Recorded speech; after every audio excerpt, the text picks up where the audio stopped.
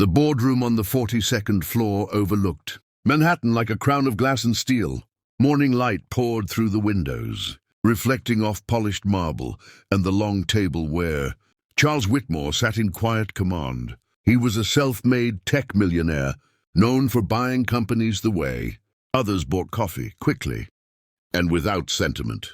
Today, however, impatience creased his otherwise controlled expression. On the large screen behind him was a scanned document, yellowed paper, strange symbols, unfamiliar handwriting. The meeting had stalled for nearly an hour. "This document," Charles said, tapping the table with his pen, "is the final condition of a major acquisition. We've paid top experts, professors, linguists. No one can translate it." He let out a short laugh. "At this point, I'll give you all my money if someone here can read it." A few executives chuckled politely. Others avoided eye contact. Near the wall, quietly doing her job, stood Elena Morales. She wore a simple navy cleaning uniform, gloves tucked into her pocket, a cart beside her. She had been assigned to clean the executive floor that morning, invisible as usual. No one noticed when she paused, her gaze lifting to the screen. Her chest tightened. She recognized the script instantly. It wasn't academic to her.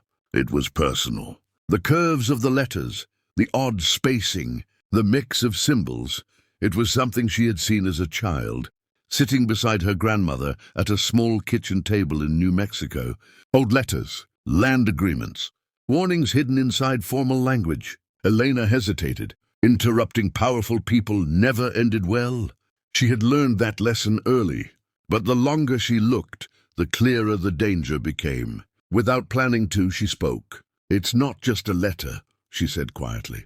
"It's a contract." The room went still. Charles turned slowly, his smile fading. "What did you say?" Elena swallowed, her heart pounding.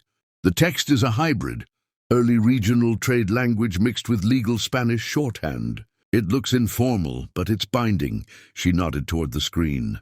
"The ownership terms aren't permanent." A murmur spread across the table. Charles stood up. "Who are you?" "I clean this floor," she replied honestly. "But Clause 7 states that the land reverts to the original families after a fixed period if certain conditions aren't met." Silence dropped heavily. Charles stared at her, disbelief flickering into sharp focus. "You're telling me this deal could collapse because of what's written there?" "Yes," Elena said, "and it will, if you sign it as it is." For the first time that morning, Charles Whitmore didn't laugh. The silence in the boardroom lingered long after Elena finished speaking, thick and uncomfortable. Charles Whitmore studied her as if she were part of the document itself, unexpected, disruptive, impossible to ignore. He gestured toward the chair closest to the screen. "Sit," he said, not unkindly but with authority. Elena hesitated only a second before obeying. Her hands rested calmly in her lap, though her pulse raced. The executives exchanged uncertain glances, unsure whether they were witnessing a mistake or the beginning of something remarkable. "Translate it," Charles said. "All of it." Elena took a slow breath and began. She explained each line carefully, breaking down phrases that appeared ceremonial but carried strict legal consequences. She pointed out conditional ownership, inheritance triggers, and language designed to protect families who had been displaced generations earlier. What sounded poetic on the surface was, underneath, precise and unforgiving. As she spoke, phones were put away, laptops closed. One by one, the room's attention centered on her. "This section," she continued, indicating the lower half of the document, "invalidates any modern claim if the land is used solely for commercial development. Housing or community use must be included, or the contract dissolves automatically." A low curse escaped one of the lawyers. When Elena finally stopped, the room was silent again, but this time it was different, heavier, real. Charles exhaled slowly. "You just saved this company from a lawsuit that would have destroyed us." Elena looked down. "I only translated what was already there." "Where did you learn this?" one executive asked. "My grandmother," Elena replied. "She taught languages that don't appear in textbooks." Charles leaned back in his chair, thoughtful. "I joked earlier about giving away all my money," he said.